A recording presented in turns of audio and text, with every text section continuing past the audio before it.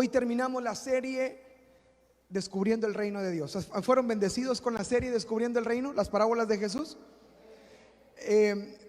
Adentrarnos a las parábolas de la manera en que lo hicimos en estas semanas anteriores, yo personalmente, y veo que también en mi esposa, porque en casa lo hemos comentado y platicado, personalmente ha habido un cambio de dirección en el aspecto en el que nos acercamos a ciertos aspectos de la fe. Por ejemplo, la semana pasada vimos que el reino de Dios es un reino de gracia, y la manera en que hemos entendido, comprendido la gracia nos ha llevado a accionar de manera diferente ante la gracia de Dios. Ya no son solamente canciones bonitas que hablan de la gracia sublime, de la hermosa gracia, sino amados, la gracia de Dios ha venido a ser una convicción en el corazón, que la hemos recibido y nos cambia y transforma en nuestra manera hasta de hablar y de actuar.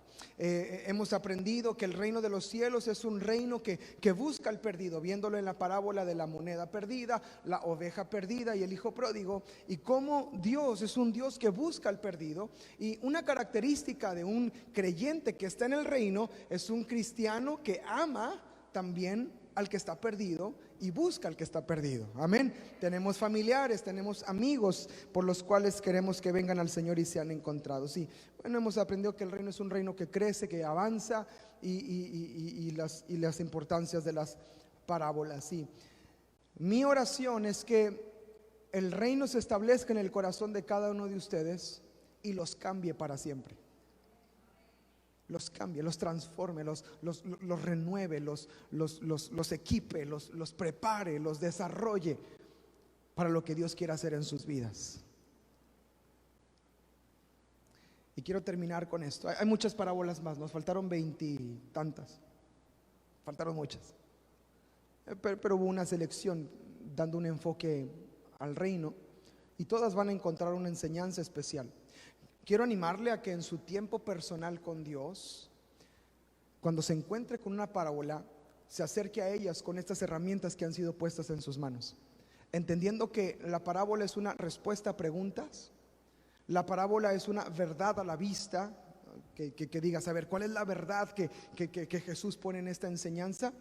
Y es un principio de comparación, de hacerme ver que las cosas en su reino no son como son acá en la tierra, y qué es lo que me quiera enseñar de su reino, qué se diferencia de lo que yo vivo en el día a día o lo que yo vivía antes de conocer al Señor. Amén. Entonces, cuando entres a una parábola, entra con este corazón. ¿Te parece bien? Usa las herramientas, no desperdicies las herramientas, no eches a perder lo que está en tus manos, utilízalo para que entonces seas bendecido y edificado. Amén. Amén. Bueno, vamos a adentrarnos al cierre de esta serie, y vamos a hablar que el reino de Dios es un reino eterno. El reino de Dios es un reino que crece y avanza, es un reino que busca al perdido, es un reino de gracia, y también es un reino eterno. El reino de los cielos es un reino eterno. Jesús, al contar estas parábolas que estamos por estudiar y por leer, Jesús trataba de decirle a sus seguidores, a sus discípulos, la respuesta ante la eternidad de este reino, la respuesta a que el reino está por volver, la respuesta a que el reino eterno ha sido, es y será. En el aspecto de será, hay un aspecto del reino que aún no hemos visto, pero que veremos si Dios nos permite, donde Él volverá con todo poder y con toda gloria y con toda autoridad, resplandeciendo como el sol. Y dice la palabra que toda rodilla se doblará y toda lengua confesará que Jesús es el Señor. Una vez un maestro del instituto bíblico nos enseñó y nos dijo: cuando eso suceda, hay quienes los van a hacer voluntariamente y quienes lo harán involuntariamente, pero toda lengua confesará. Que nosotros seamos de los que voluntariamente decimos: Jesucristo es el Señor, y nuestra rodilla se doble en humildad delante de Él.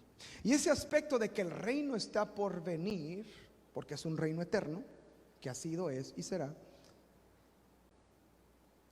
es el que Jesús enfatiza en estas parábolas e invita a sus discípulos y a los que oyeron, por consecuencia nosotros que lo leemos, a prepararnos correctamente, sabiendo que su reino es un reino eterno. Diga conmigo: el reino de Dios ha sido, es y será. El reino de Dios ha sido, es y será. En Lucas capítulo 12, verso 32, los que estuvieron con nosotros cuando nos cambiamos de local. Aquí está Fernando Herrera, que ellos estaban con nosotros allá en el colegio Álamos, con su familia, con Darinka y sus 8 niños, ¿verdad? Bueno, son 4, pero nosotros veíamos como 8 porque se multiplicaban los chiquitos del Fer. Y Fer, te tocó cuando estábamos en el colegio Álamos, antes de cambiarnos para acá, les tocó. A Pedro y a Dinora les tocó cuando nos cambiamos. ¿Alguien más estaba en colegio Álamos? Martita, Adrianita estaban, Lore, Manolo también estaban. ¿Se acuerdan que estábamos allá en el colegio Álamos? Y estando allá, en un tiempo, uno de los hermanos que tiene el don de profecía en la iglesia, nuestro hermano Carlos Montemayor, si nos está viendo, le mandamos un saludo y un abrazo. Ellos están allá en Playa del Carmen. Señor le dio una palabra al hermano, que era Lucas capítulo 12, verso 32. Cuando le dijimos a la iglesia, nos vamos a cambiar de local. ¿Se acuerdan cuando les dijimos, hay un local, no tiene nada? Y no tiene nada, fui muy generoso al decir que no tenía nada, porque literalmente no tenía nada. Es más, le teníamos que agregar muchas cosas acá cuando nos cambiamos para acá. Y cuando vino esa palabra, el Señor nos respondió con esto. Cuando dijimos, ¿vamos a ir o no vamos a ir? El Señor nos respondió con esto y nos dijo: no teman, manada pequeña. Y si éramos una manada pequeña, pequeñísima diríamos yo, éramos unas 20 personas, ¿verdad? Ahí, manada pequeña, porque al Señor le ha placido darles el reino. Hay un privilegio que tenemos de este reino de Dios. Hay un privilegio que obtenemos del reino. Ay, hermano, no solamente es un valor monetario, no solamente es un valor físico palpable, sino hay más allá, porque el reino es eterno. Y lo que Él nos ha dado y lo que hemos recibido ha superado nuestras expectativas, ha superado nuestra visión, ha superado nuestra manera incluso de entender y de ver muchas cosas, porque así es el reino de Dios. El reino de Dios permanece para siempre y a Él le ha placido darnos ese reino. ¿Cuántos le dan gracias al Señor? Ese reino eterno. Quiero que apunte 3 cosas. Yo sé que está tomando nota, aunque sea en su celular, pero tome nota. Es un privilegio hermoso, 3 puntos, ser llamados a este reino. Es un privilegio ser llamados a este reino. En Colosenses capítulo 1, verso 13 al 14, lo puedes escribir como versículo de respaldo. Dice la palabra que fuimos trasladados de tinieblas a su luz admirable, a su reino de luz. Ahora somos llamados a este reino. ¿Alguien le da gracias a Dios? Porque ya no le pertenecemos al temor, ya no le pertenecemos al pecado, ya no le pertenecemos a la muerte, le pertenecemos al Señor y a su reino y a su luz de vida en nosotros. Entonces hemos sido llamados, trasladados, hemos salido. Nosotros no visitamos el reino, nosotros habitamos y vivimos en el reino, que es muy diferente a visitarlo. Hemos sido llamados y Dios fue el que nos llamó, nos encontró cuando estábamos perdidos. Éramos una moneda perdida, éramos una oveja perdida. Muchos fuimos hijos pródigos que se fueron, pero volvimos a casa y fuimos llamados a su reino. Número 2, debemos entender el privilegio hermoso que es el establecimiento del reino en nuestras vidas. El establecimiento de su reino en mi vida.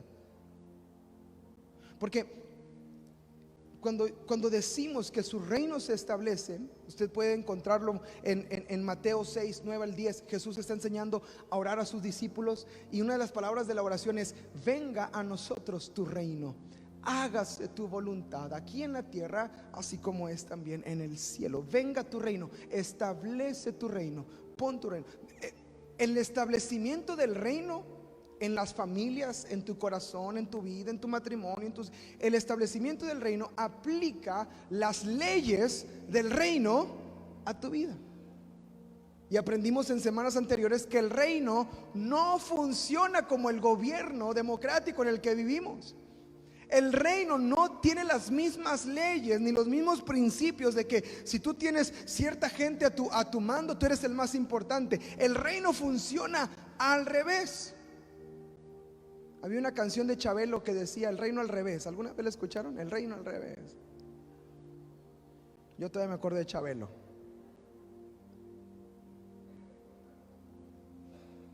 Y el reino y su establecimiento cambia los principios. Cambia. Lo que me lleva al tercer punto. Es un privilegio hermoso la transformación que el reino produce en nuestras vidas. El reino produce transformación. La persona que entró al reino no es la misma que va caminando durante este reino, porque el Señor ha estado haciendo algo y algo y algo. ¿Cierto que no eres el mismo de hace un mes? Aunque sea por fe, ¿cierto o no?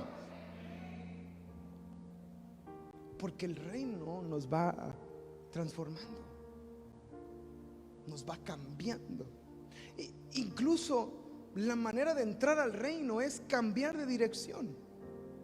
Arrepiéntanse porque el reino de los cielos se ha acercado. Entonces el reino nos transforma también. Entonces el reino de los cielos, al Señor le ha placido dárnoslo. Y este reino es un reino eterno. Es un reino que ha sido, es un reino que es, y es un reino que será. Y quiero que vea estos pasajes. Vamos a ir muy rápido para entrar en las parábolas, porque es el centro del mensaje. El reino eterno es un reino que ha sido. Usted puede leer en el primer libro de las Crónicas, en el capítulo 29, en el verso 11. David está por morir y sus últimas palabras son: tuya es, oh Jehová, la magnificencia, el poder, la gloria, la victoria y el honor, porque todas las cosas que están en los cielos y en la tierra son tuyas. Tuyo, oh Jehová, es el reino y tú eres excelso sobre todos, dice David en esa declaración. Está hablando del reino. El reino no viene cuando Jesús nace o viene a la tierra o empieza a predicar. El reino ha sido desde entonces. El Señor ha tenido un propósito principal durante toda la palabra, de tener comunión con los suyos, con su creación, y que tú y yo vengamos a su reino, representemos su reino, vivamos su reino, y eso sea la plenitud que Él tiene para nosotros. Jesús dijo estas palabras cuando Él estaba en la tierra: el enemigo viene para robar, para matar y para destruir, pero yo he venido para darles vida y vida en abundancia. La vida de abundancia es la vida dentro del reino. Es un reino que ha sido. Salmos 24 versículo 11 habla también del reino. Dice: abran puertas eternas y entrará el Rey de gloria. Pregunta: ¿quién es el Rey de gloria? Y responde el versículo 10, 24:10: Jehová de los ejércitos, Él es el Rey de un reino de gloria. Él es el Rey del reino. Entonces es un reino que ha sido. Amén. Es un reino que es hoy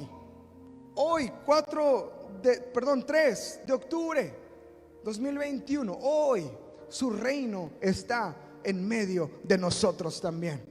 En algunos está establecido el reino, en otros estamos cerca del reino. Jesús le dijo a un hombre: no estás lejos del reino, pero no estaba.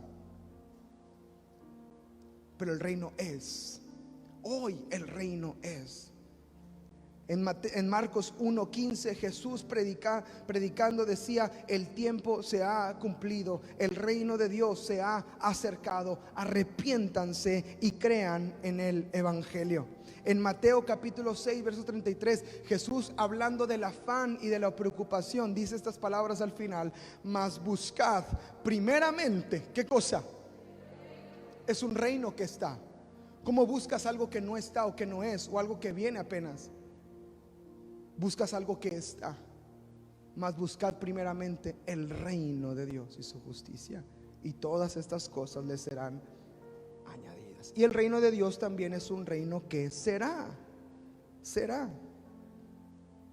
Primera de Timoteo, hay una doxología que Pablo le escribe a Timoteo. Doxología es una adoración exaltando a Dios, y dice: por tanto, al Rey de los siglos, hablando de eternidad, inmortal, invisible, al único y sabio Dios, sea honor y gloria por los siglos de los siglos. Amén y amén.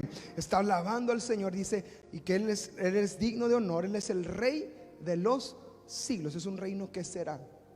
El reino no se va a acabar, va a permanecer para siempre. Y tú y yo somos llamados a ese reino. Zacarías 14:9 dice: Jehová será rey sobre toda la tierra. En aquel día Jehová será uno, y uno su nombre.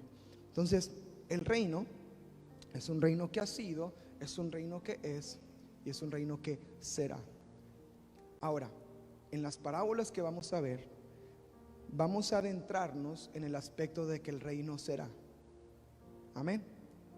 Ya aprendimos del reino es, cuando hablamos de la gracia, cuando hablamos de que busca al perdido, cuando hablamos de que crece y avanza.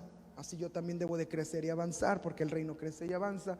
Pero el cierre de esta serie, quiero que veamos el reino que será y cuál debe ser mi respuesta a ello. ¿Está listo? Abroche su cinturón, ciérrenme las puertas, que de aquí salimos hasta las 6 de la tarde. ¿Listos? Vamos a Mateo capítulo 25, verso 1 al 13, la parábola de las 10 vírgenes.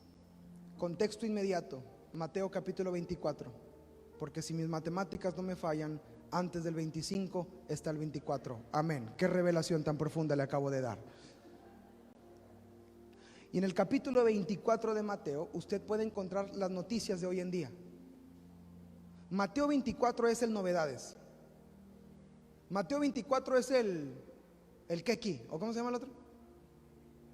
El hoy, el por esto, el de peso. Mateo 24 habla de las señales antes del fin. Y si usted lee Mateo 24, es como si estuviera leyendo las noticias de hoy. Terremotos, guerras, nación contra nación, hombres malvados y perversos, el amor frío de muchos, asesinatos a sangre fría, depravación del hombre.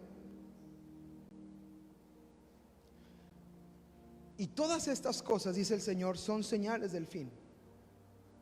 Y cuando estas cosas pasen, dice: levanten su cabeza, porque la redención está cerca, el reino vendrá. Termina con una parábola de prepararse. Y Mateo 25 hay otra parábola más, dos parábolas más que hablan del prepararse. Vamos a la primera, parábola de las 10 vírgenes. Y ahí mismo en Mateo 25, Jesús les empieza a enseñar a sus discípulos. Acuérdense, son respuestas a preguntas, son verdades a la vista y principios de comparación, ¿cierto? Entonces, esta es una verdad a la vista que el Señor está poniendo para ellos, para que la apliquen y su vida sea transformada. Dice Mateo 25, verso 1: entonces el reino de los cielos, ¿qué dice? Será. ¿Sabe qué es hermosísimo esto? Porque en las parábolas anteriores Jesús dice: el reino de los cielos es semejante a. El reino de los cielos es como. El reino de los cielos es como un hombre que sale al campo. Pero aquí dice: el reino de los cielos, porque su reino es eterno. Y habla de lo que ha de venir y lo que acontecerá, en la misma línea de Mateo 24. El reino de los cielos será como semejante a 10 vírgenes, a 10 jovencitas que, tomando sus lámparas, salieron a recibir al esposo. En el contexto cultural, en las bodas judías estaban divididas en tres etapas. La primera etapa era la del compromiso, donde se juntaban los dos padres de familia o las dos familias de los novios principalmente, porque en ese entonces, para la supervivencia de muchas familias, era necesario hacer alianzas por medio de matrimonios. Entonces una familia veía un buen partido para su hijo, para su hija, y hacía alianza con otra familia y hacían un compromiso para que sus hijos se casaran y sus familias vinieran a unirse. Entonces había la etapa primero del compromiso, donde venía el papá del novio y le decía: mira, te ofrezco tanto y tanto, tanto por tus hijas, y mira, cuando se case tu hija con mi hijo, vamos a hacer esta alianza, porque así era la manera en la que funcionaba la sobrevivencia de muchas familias en ese entonces. La segunda etapa de la boda era el desposorio. El desposorio, venían los novios y se hacían los compromisos mutuos de que ya habían acordado sus papás todo lo que iban a ver, pero después venían los novios a hacer su compromiso el uno al otro. Llegaba el novio con la novia: mucho gusto en conocerte, no te había visto. No, bueno, usualmente se conocían, sí, tampoco era tan al otro lado de que ay, que tan duro que no se conocían. Usualmente había ahí los papás se daban cuenta de los hijos y bueno. Entonces los novios llegaban, usualmente eran muy jóvenes cuando esto pasaba, y hacían su compromiso. El novio le decía: mira, yo me voy a casar contigo, te voy a cuidar, te voy a dar mi tiempo, te voy a amar. Y bueno, pues todo el compromiso que él estaba dispuesto a hacer y a darle a su futura esposa. Y el tercer aspecto de las bodas era el matrimonio, la celebración de la boda. Pero entre el desposorio y el matrimonio había un tiempo. ¿Había qué? Un tiempo donde el novio se iba a prepararse y la novia en su casa también se preparaba. Y el novio no decía, usualmente era la costumbre no decir cuándo iba a volver por su novia, simplemente le iba a llegar. Las hermanas háganle: qué romántico. Entonces en ese ínter el novio se preparaba, la novia se preparaba y no decía el día ni la hora. Había cierta idea, había ciertas señales, había ciertos indicios de que se acercaba la hora. Ya mataron una vaquita, van a hacer un guisito, ya hicieron lo otro. Había indicios, pero no decía el día y la hora.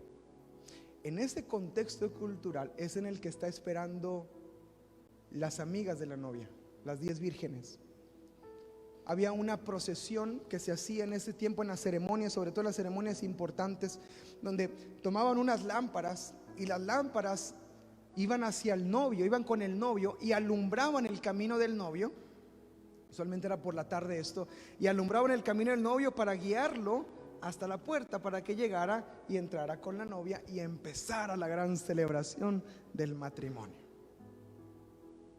Entonces, la Biblia nos enseña, Jesús nos enseña en esta parábola que estas mujeres salieron para recibir al esposo, porque estaban en la tercera etapa, ya estaba por venir el matrimonio, ya sabían que iba a llegar.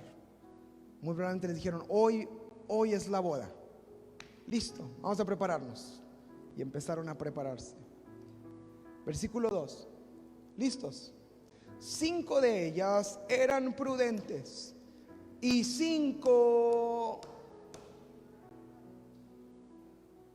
no se den codazos, no se pellizquen el uno al otro, no digan ahí te hablan.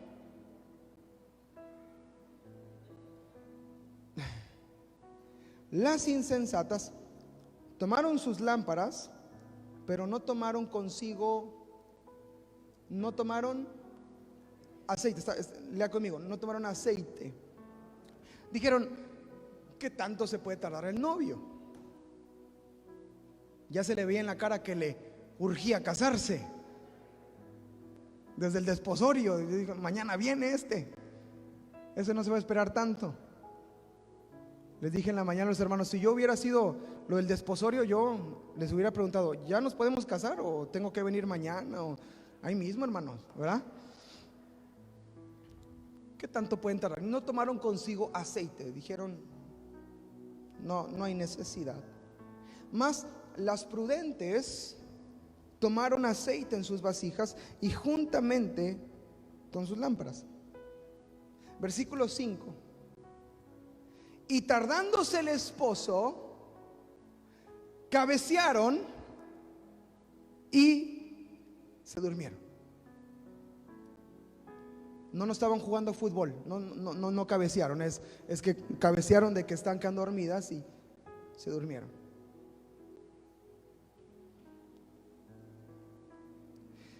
Versículo 6. A la media, ¿a qué horas?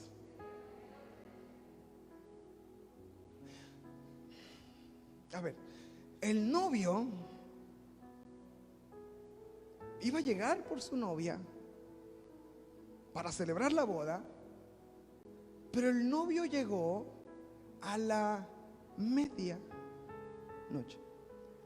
No es normal, es un horario atípico.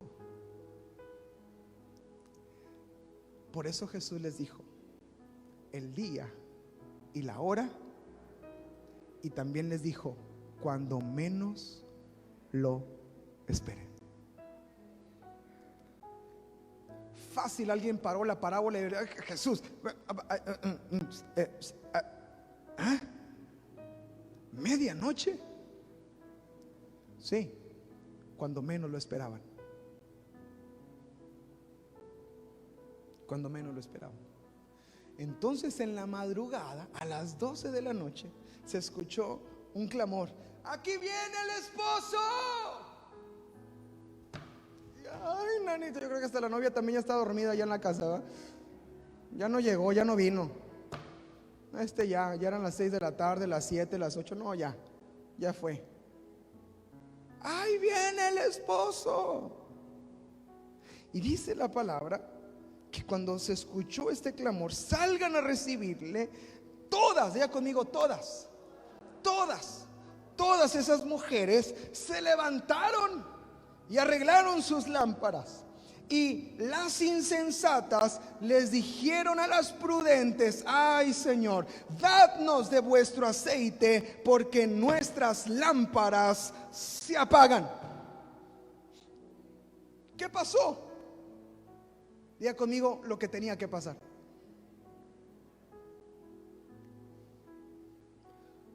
Las insensatas dijeron: pues qué tanto aceite vamos a necesitar, con un poquito lo hacemos, no se va a tardar mucho.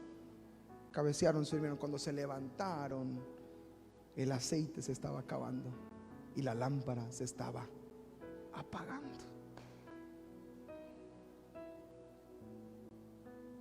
¿Sí entiende la verdad a la vista? Es una verdad a la vista.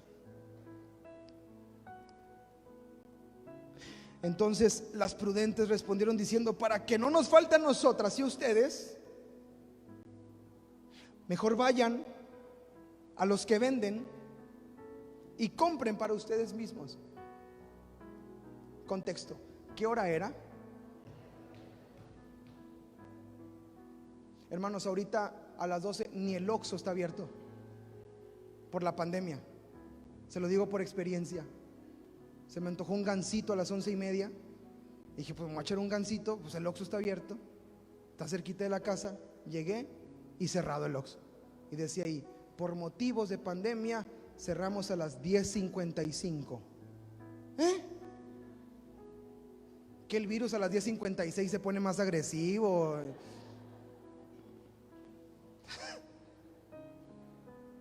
Está bien, lo entiendo. A las 12 de la noche fueron a buscar quién vendía aceite. Lo interesante es que sí encontraron. Han de haber ido a la casa de alguien que sabía que vendía y: por favor, danos aceite porque ya empezó la boda y las lámparas se nos apagó. Y y fueron corriendo fueron corriendo a conseguir el aceite. Y dice la palabra en el versículo 10: pero mientras ellas iban a comprar, llegó el esposo.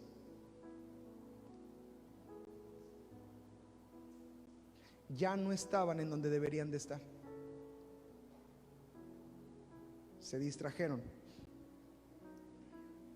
y se fueron, y cuando estaban comprando llegó el esposo. Pero las que estaban preparadas, digan conmigo, las que estaban preparadas, las que estaban preparadas entraron con él a las bodas. Y dice, y se cerró la puerta. En las bodas en ese entonces eran fiestas muy lindas, eran fiestas muy grandes. Muchas veces eran fiestas de la misma comunidad o la misma aldea pequeña en donde estaban, y la misma aldea celebraba. Pero había fiestas importantes donde las fiestas se hacía a puerta cerrada y no podían entrar invitados ni gente de fuera, o gente que no estuviera con vestidos de boda. Hay una parábola que habla de eso y que dice: ¿por qué no están vestidos de bodas? Y lo sacaron de las bodas. En estas fiestas importantes era importante cerrar la puerta, porque había una tradición en esas bodas, como eran tan abiertas, donde la gente se dedicaba a robar en las bodas. Y se metían, y entre toda la gente empezaban a robar. ¿Sí les platiqué que en nuestra boda nos robaron? En nuestra boda cuando nos casamos mi esposa y yo, el 14 de diciembre de 2013, nos robaron. Estamos allá todos bien contentos, ahí celebrando, y cuando salimos nos robaron. A mí me robaron toda mi ropa para la luna de miel. Me dejaron un short y era el roto. No, me dejaron un short nada más, el que no servía. Entonces había gente que entraba y robaba. Entonces lo que ellos hacían es que cerraban las puertas, y si no eras invitado no entrabas. Si no te conocía el novio, no entrabas. Si no te conocían los familiares, no entrabas. Si no te conocían, no entrabas. Y hazle como quieras, no entras, la puerta se cierra. Y Jesús asemeja el reino de los cielos que vendrá con esas bodas del Cordero, donde no todos van a entrar. Fíjate qué impresionante la respuesta del novio a estas muchachas. Fíjate. Después vinieron también las otras vírgenes diciendo: Señor, Señor, ábrenos, por favor, Señor, ya tenemos el aceite, Señor, por favor, ábrenos. Mas él respondió y dijo: escucha lo que les dijo: de cierto les digo que no las conozco. Hay un pasaje donde dice: Señor, en tu nombre hicimos esto, Señor, en tu nombre, apártense de mí, hacedores de maldad, yo no los conozco. Dura palabra es esta de escuchar, pero es una enseñanza que Jesús le está dando a sus hijos, a sus discípulos, para prepararse. Y el versículo 13, Jesús da la enseñanza y dice: velad pues, porque no saben el día ni la hora en que el Hijo del Hombre ha de venir. En otras palabras, diga conmigo: debo estar preparado. Debo estar preparado. Ahora, hay un énfasis en esta parábola del aceite, que unas tenían aceite, otras no tenían aceite, a unas les faltó aceite, otras fueron a comprar aceite, y habla del aceite. En la Biblia, el aceite es comparado con el Espíritu Santo en muchas ocasiones. Y cuando la Biblia está hablando aquí, la verdad a la vista es esta: cuando el aceite, que es el Espíritu Santo, falta, no estamos preparados para recibir al Señor. Diga conmigo esta declaración: sin el Espíritu Santo, nadie está listo para el regreso de Jesús. Sin el Espíritu Santo, nadie está listo para el regreso de Jesús. Que no te falte el aceite, que no te falte la llenura de su Espíritu, que no te falte el buscarle el aceite todos los días. No digas: bueno, ¿qué tanto se va a tardar? Si no me lleno hoy no pasa nada. No vino ayer, que a lo mejor ni viene hoy, y estamos empezando a alargar y a prolongar procesos que, si no nos llenamos del Espíritu, estamos perdiendo tiempo, y muy probablemente nos encuentre desalineados, desafinados, fuera de su voluntad. Y no queremos que nos encuentre así. Velad, estén preparados, porque no saben el día y la hora en que el Señor regresará y volverá. Necesito al Espíritu Santo en mi vida.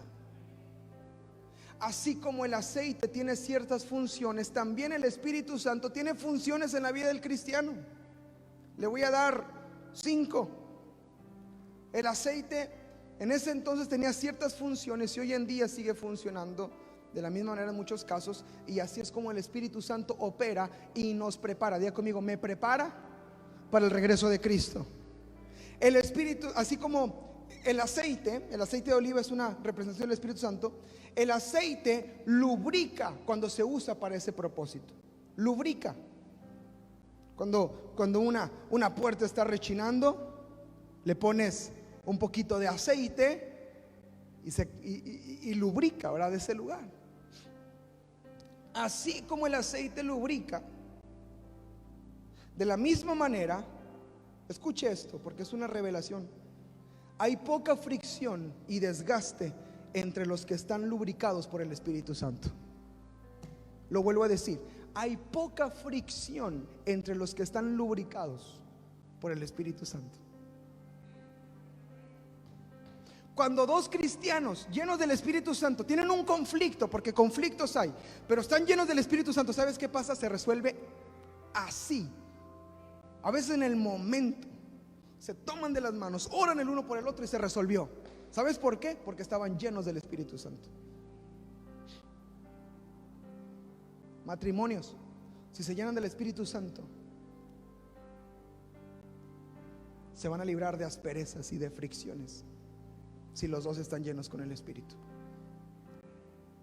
Ese consejo se los dejo ahí al costo, porque ese lo andan buscando allá los psiquiatras y no saben qué hacer con los maridos peleándose. Ahí está el secreto: llénense del Espíritu Santo. Llénate del Espíritu Santo. Dobla tus rodillas y dile: Espíritu Santo, lléname, santifícame. Y si te llenas, vas a ver la diferencia. El aceite también se usaba para sanar. Era usado como tratamiento médico. Usted puede recordar el buen samaritano. Hubo un hombre que golpearon y lo dejaron muy herido, y dice la palabra que le pusieron aceites para curar sus heridas. ¿Recuerda esa historia? El aceite también sirve para sanar. De la misma manera, el Espíritu Santo nos sana con su presencia. Alguien le da gracias a Dios por la sanidad en nuestras vidas. El Espíritu Santo nos sana. Muchos estamos rotos, necesitamos sanidad en nuestras vidas, que Él nos sane. El aceite también se usaba para alumbrar cuando se quemaba en una lámpara. Así, de la misma manera, el Espíritu Santo alumbra en donde estamos. El aceite se usaba también para adornar.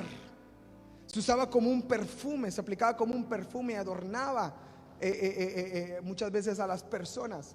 De la misma manera, el Espíritu Santo, cuando nos llena, nos hace agradables para los que nos rodean.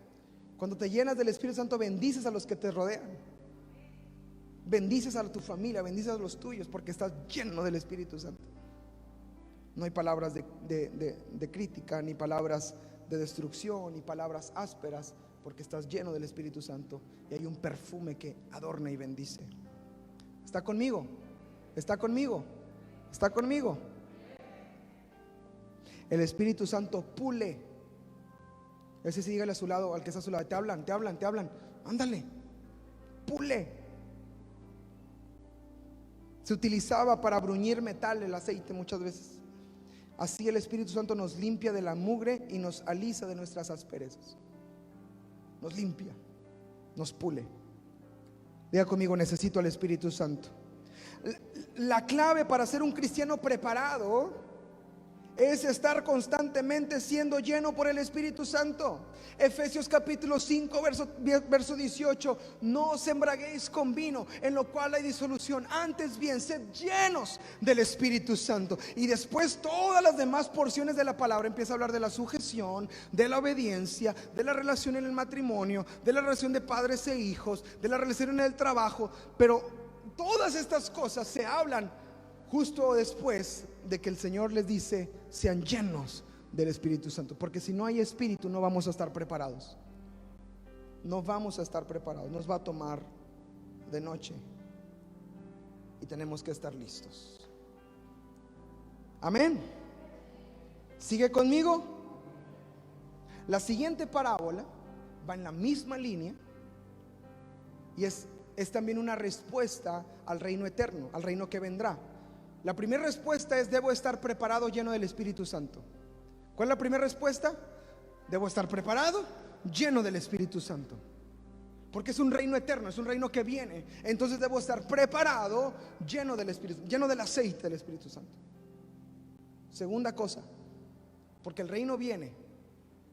Dice la parábola de los talentos en el versículo 14 al versículo 32.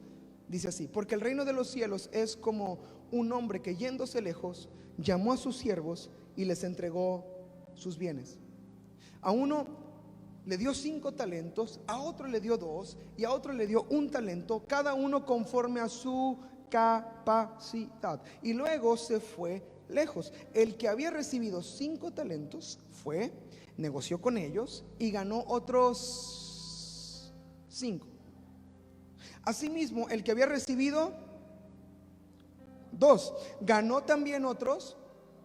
O sea, multiplicaron lo que les habían dado, duplicaron lo que les habían dado.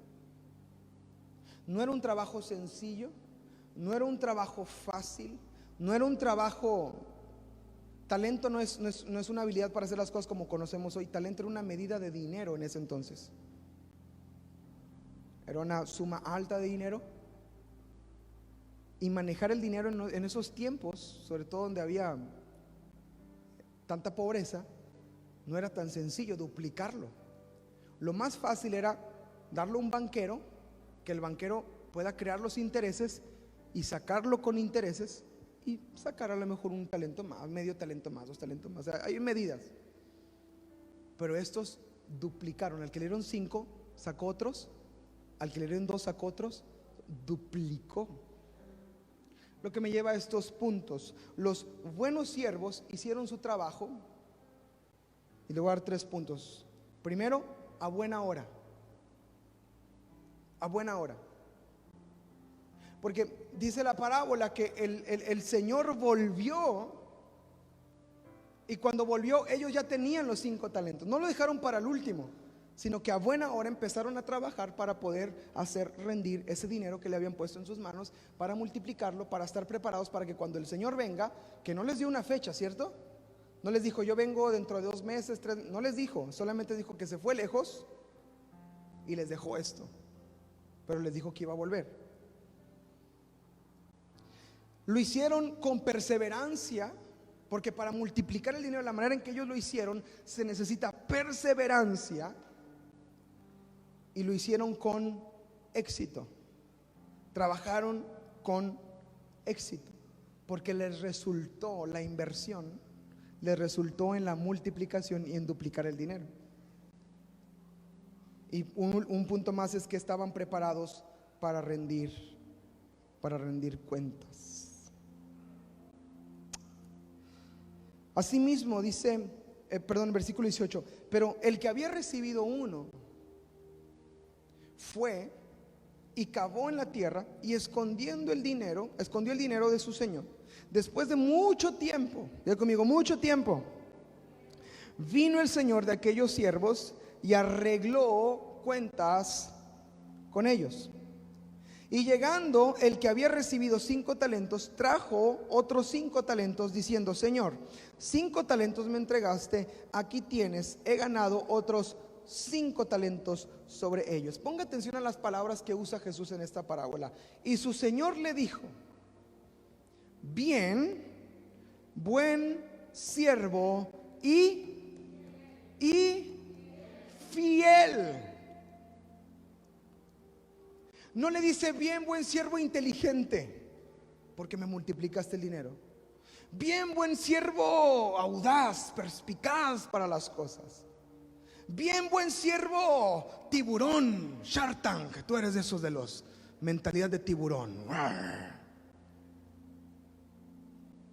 ¿Sabes qué le dijo? Fiel.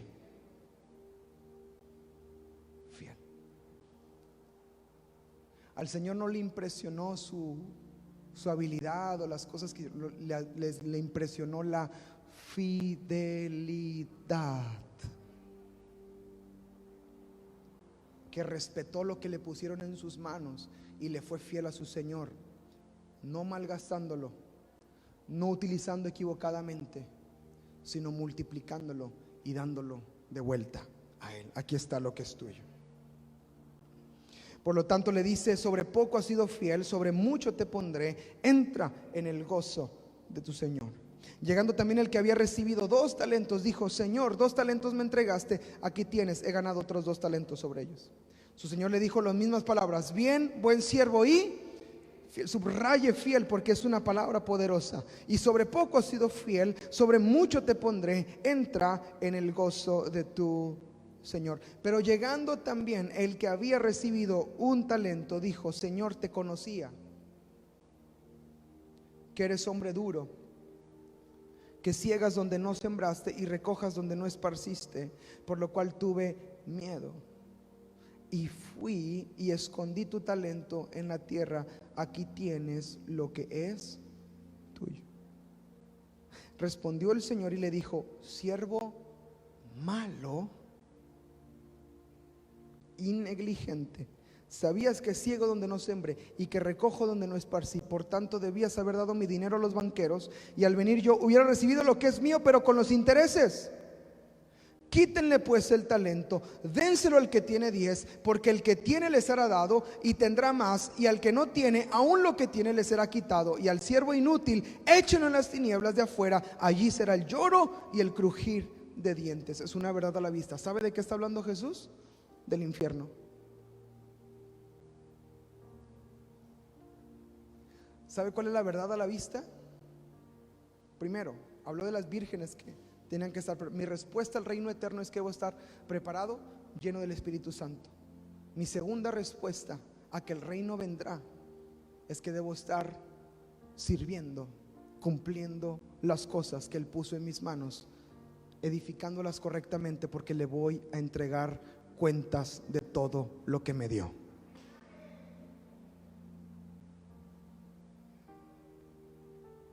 La hora viene, la hora está cerca. Estos hombres,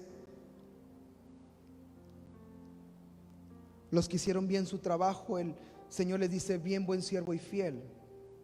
Esto nos enseña algo, que el amo busca fidelidad en sus siervos. Cualquier éxito financiero que tenían los siervos era porque eran buenos y fieles. El amo buscaba primero estas características, no una cantidad específica de dinero. Él quería ver su fidelidad.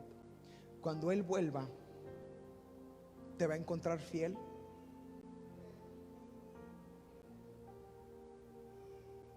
¿Te va a encontrar haciendo lo que debías de hacer? ¿Te va a encontrar entendido? ¿Le vas a dar cuentas buenas o cuentas mochas?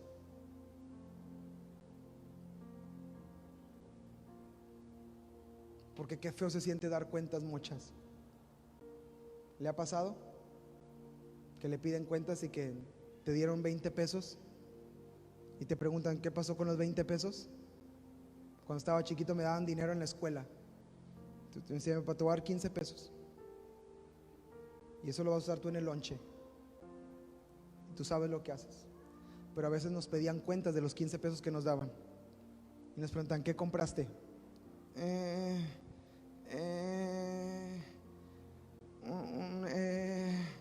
¿Qué hiciste con lo que te di? Mis papás esperaban que comiera bien, que comprara unos taquitos de frijolitos, de papita. Pero ¿sabes qué compraba Josuecito? Unos chetos con salsa. ¿Qué compraste, Josué?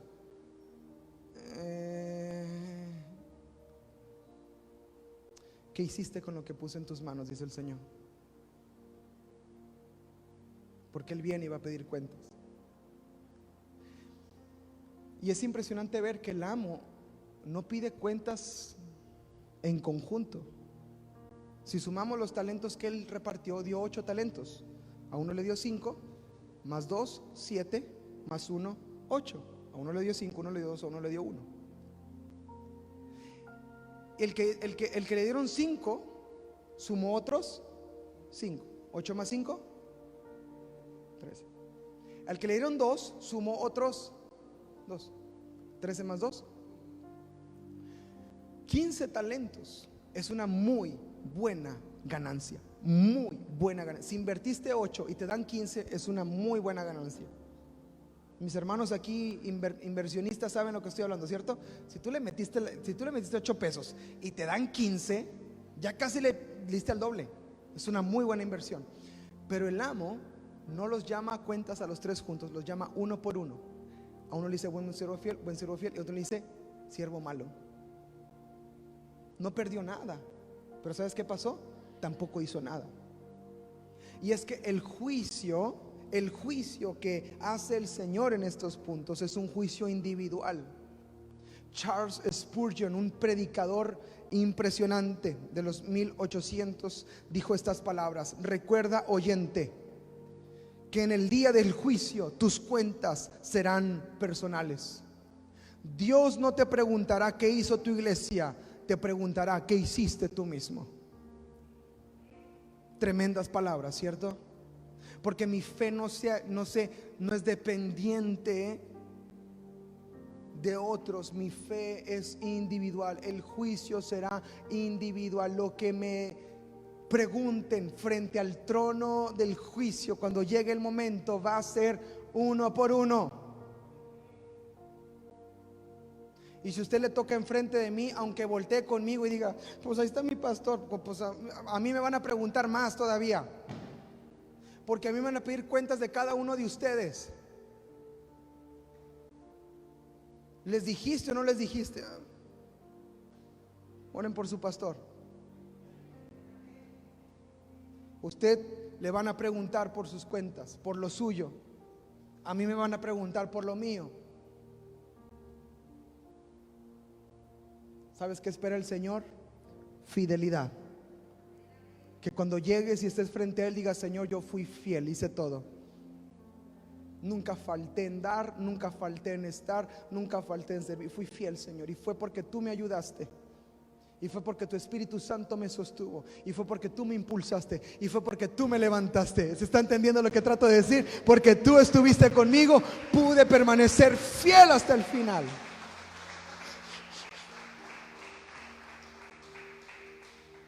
Este siervo que no hizo nada nos enseña algo. Puede que los pecados de omisión, lo que no hacemos, a fin de cuentas sea más peligroso que el pecado de comisión, lo que sí hago. Porque hay gente que se cuida de no hacer y no hacer y no hacer y no hacer hasta que no hace nada. Entierra el talento. ¿Qué hiciste con lo que te di? No,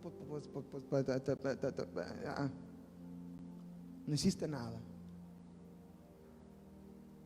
Realmente, ¿cómo estaba esperando este siervo? El siervo que lo enterró, dice la palabra que el amo, después de mucho tiempo, ¿cierto? ¿Lo leímos o no lo leímos?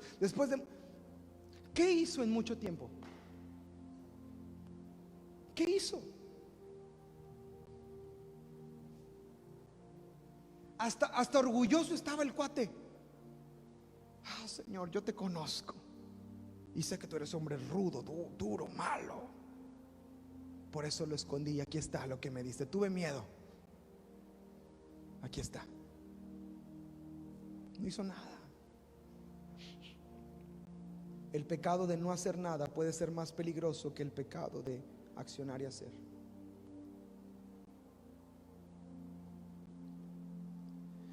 El reino de Dios es un reino eterno, y porque el reino es eterno, yo no puedo ser indiferente ante este reino.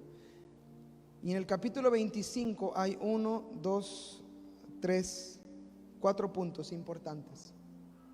Si usted sigue leyendo los siguientes pasajes, ya no los alcanzamos a leer, pero en el capítulo 25 de Mateo, cuando habla del juicio de las naciones, dice que los justos, verso 37, si quiero lo leemos rápido. Los justos le responderán diciendo: Señor, ¿cuándo te vimos hambriento y te sustentamos, o sediento y te dimos de beber? ¿Y cuando te vimos forastero y te recogimos, o desnudo y te cubrimos? ¿O cuando te vimos enfermo o en la cárcel y venimos a ti? Respondió el rey, les dirá: de cierto les digo que cuando lo hicieron a uno de estos mis hermanos más pequeños, a mí lo hicieron.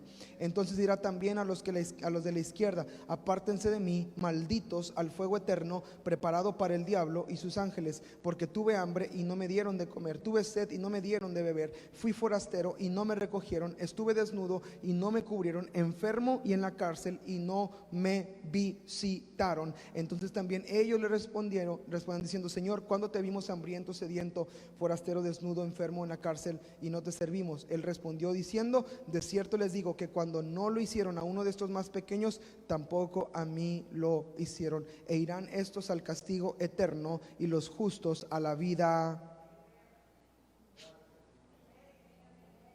No podemos ser indiferentes, aquí va, ante Jesús y su regreso. Jesús viene pronto. No podemos ser indiferentes a ello.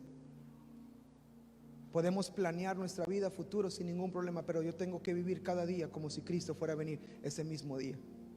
No puedo ser indiferente. No podemos ser indiferentes hacia el Espíritu Santo que nos prepara para el regreso de Jesús. Usted no salga de su casa en la mañana sin llenarse del Espíritu Santo. Se lo digo en el amor de Cristo, amado. No lo haga. No se exponga de esa manera. No se exponga sin salir pidiéndole la unción al Señor. Diga: Señor, cúbreme con tu aceite hoy.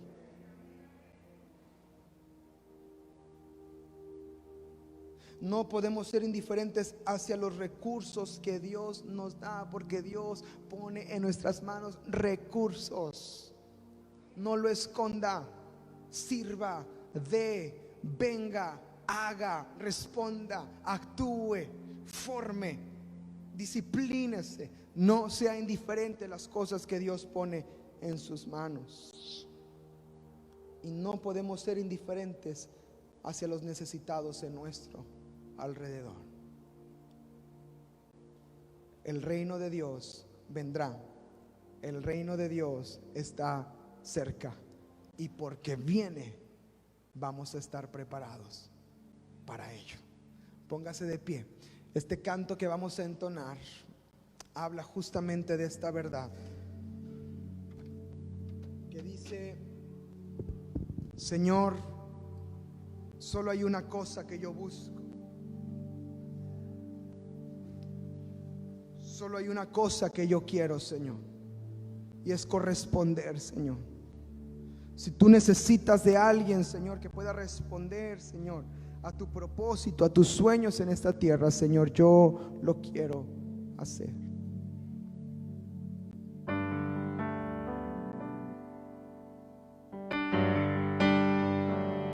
Y vamos a hacerlo más que una canción, vamos a hacerlo una oración. ¿Le parece bien? Dígale: Señor, esta es mi oración, esta es mi oración. No es una repetición de palabras, es una oración que estamos haciendo en esta hora, Señor, con todo nuestro corazón, Señor. Aleluya. Lo único que quiero es cuando ves mi vida encuentres algo verdadero, un corazón sincero.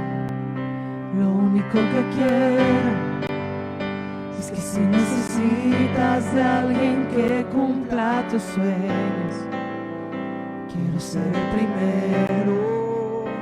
Dios mío, yo quiero corresponder al amor que tú me das. Quiero amarte de verdad en mi diario caminar, y cuando tú regreses me encuentres haciendo tu voluntad. Escucha estas palabras: no dejes que mi vida, no dejes que mi vida se desperdicie en cosas que la pena no valdrá. Amén. Afanes ya no más, sino que cada día aplique tu palabra en mi forma de pensar.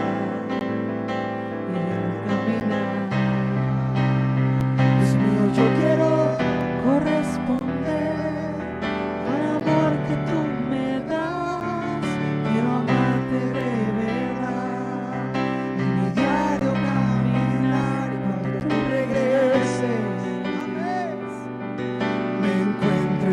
haciendo tu voluntad.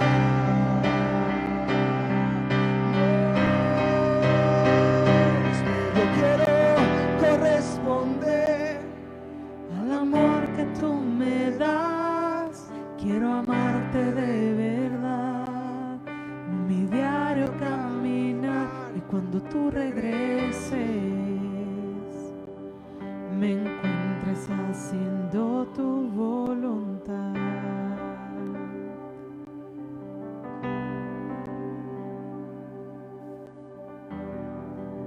Señor, tú vienes y ya no queremos vivir una vida lejos de ti. Queremos responder al amor que nos has dado. Queremos accionar de acuerdo al reino eterno y vivir para ti, Señor. Dile ahí: yo quiero ser fiel, Señor. Quiero ser fiel, quiero ser fiel. Yo quiero llenarme de tu espíritu cada día, Señor, entendiendo que viene tu reino, Señor, entendiendo que tú estás cerca, Señor. En el nombre de Jesús. Dios mío, yo quiero corresponder al amor que tú me das. Quiero amarte de verdad, en mi diario caminar, y cuando tú regreses me encuentres haciendo tu voluntad.